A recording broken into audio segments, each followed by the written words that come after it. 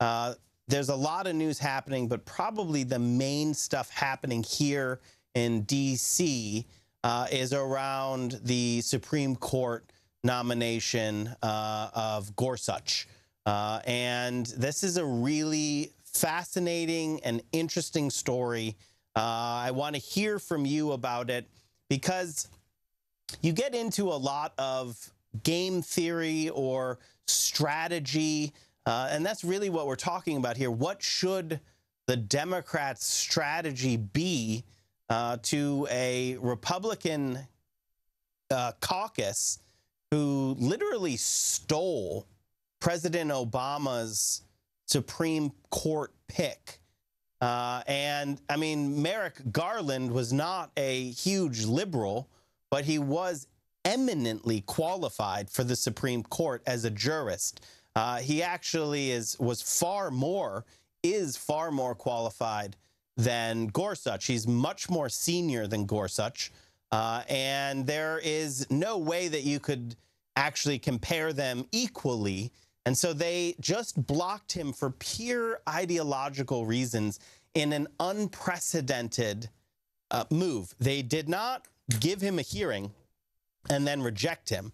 And remember, the Senate says, the Constitution says that the Senate's responsibility is to advise and consent or not consent. But it does not allow them to do nothing. And that's what they did. They spent a year doing nothing, abrogating their constitutional duties in order to steal a Supreme Court seat from Barack Obama, a Supreme Court seat that would have changed the makeup, the ideological makeup of the Supreme Court. That's why they did it. So let's be clear. Merrick Garland was not a liberal, but he was not an extremist conservative either, like Gorsuch is. They stole this seat because they did not want the Supreme Court to stop being a majority pro-corporate Supreme Court, which rules in favor of corporations every single time. When there is a case between the people and the corporations, corporate executives, Wall Street, the global oligarchy, money power always wins. Always. That's why Mitch McConnell stole Obama's SCOTUS seat. So now they stole a seat. It's unprecedented. And now the president, Donald, is under a cloud of investigation, right? I mean, there is a lot of smoke around this administration in terms of FBI investigation, corruption, I mean, all sorts of things. But the Republicans in Congress are saying that the Democrats have to put Gorsuch onto the Supreme Court. Gorsuch, who is a middle-aged man, so he would be there for a long time. Gorsuch, a jurist who votes with corporations 100% of the time, who, would have the famous case that everyone probably knows about would have said that a truck driver, the only way he could have protected his job was to die by freezing to death in his truck.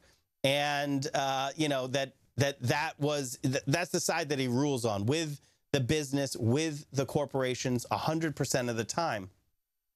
Now, Schumer has said that they are going to filibuster him, which, just remember, you go back, you look at Obama's Supreme Court picks, every single one, I mean, his Supreme Court picks, both of them had to overcome the filibuster, right? They had to get above the filibuster. That was because they said, oh, well, this is the way things are done. Now, the Republicans are saying that's not the way things are done in this town. Luckily, Schumer is saying, no, this is the way things are done. And this guy, Gorsuch, who is being nominated for a stolen seat, is an extremist in terms of his ideology. I mean, he's to the right of Scalia. and the Democrats are going to filibuster him. McConnell has said that he would then get rid of the filibuster for Supreme Court nominations. Now, I have an opinion on whether this is a good thing, a bad thing, a neutral thing. But the one thing is, it would definitely be McConnell who got rid of the filibuster, not the Democrats who are holding Gorsuch to the same standard that Obama's picks were held to. And this is a stolen seat. So I want to hear from you about the Supreme Court nomination of Gorsuch. You're listening to the Thom Hartmann Program. I'm Alex Lawson, and we will be right back after this.